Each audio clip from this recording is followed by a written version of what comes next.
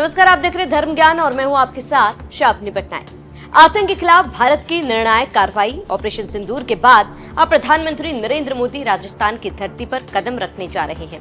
लेकिन ये सिर्फ एक राजनीतिक दौरा नहीं, बल्कि आस्था, आत्मबल और राष्ट्रभक्ति का संगम है। पाकिस्तान को मुंहतोड़ जवाब देने के बाद अब पीएम मोदी मां करनी के चरणों में शीश नवाने बीकानेर के देशनोक पहुंचेंगे।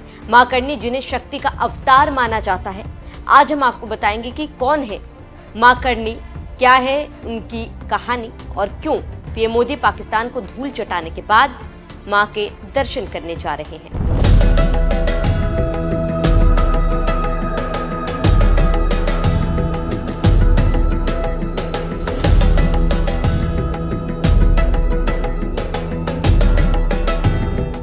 22 मई को मां करनी, जिनका मंदिर भारत पाक सीमा से सिर्फ 200 किलोमीटर दूर है, वहां जाकर प्रधानमंत्री न सिर्फ आस्था प्रकट करेंगे बल्कि पूरे देश को ये संदेश भी देंगे कि भारत की सैन्य ताकत के साथ साथ उसकी आध्यात्मिक शक्ति भी उतनी ही मजबूत है।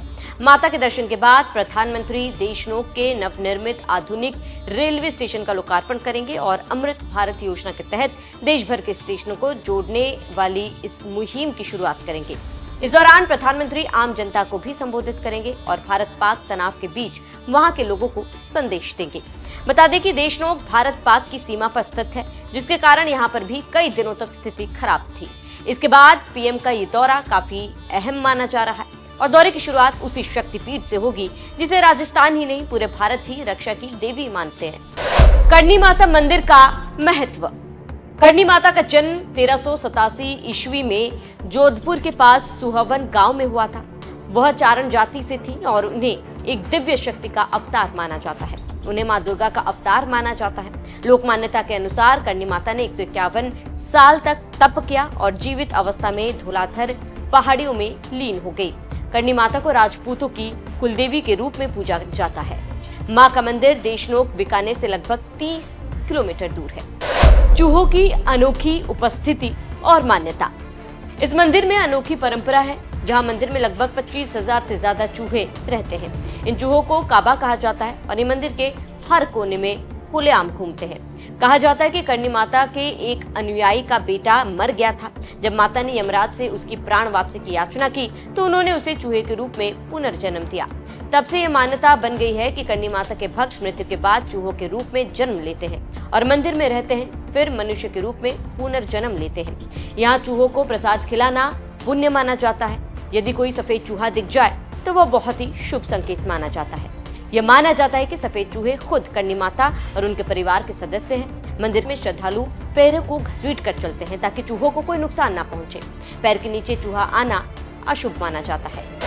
अलग होता है यहाँ का प्रसाद। हर मंदिर में प्रसाद मिलता है, लेकिन करनी माता के मंदिर में मिलने वाला प्रसाद अलग है।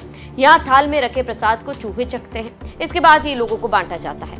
लोग खाते भी हैं। कहा जाता है कि आज तक कोई भी भक्त ये प्रसाद खाकर बीमार नहीं हुआ, ना ही चूहों से बदबू आती है।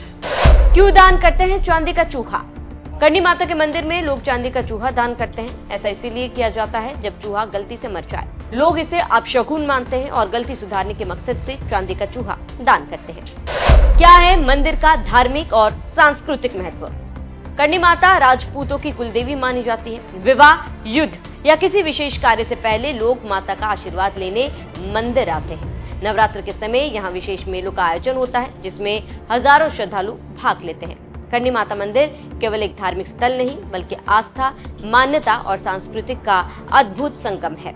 यह मंदिर इंसान और प्रकृति के बीच के संबंध को दर्शाता है, जहाँ चूहे भी पूजनीय होते हैं। मां करनी को पूरे भारत की रक्षा की देवी माना जाता है। शायद इसलिए पाकिस्तान को मुंहतोड़ जवाब देने के बाद पीएम मोदी अपने देश और देश के लोगों की सुरक्षा की कामना करने के लिए जाएंगे।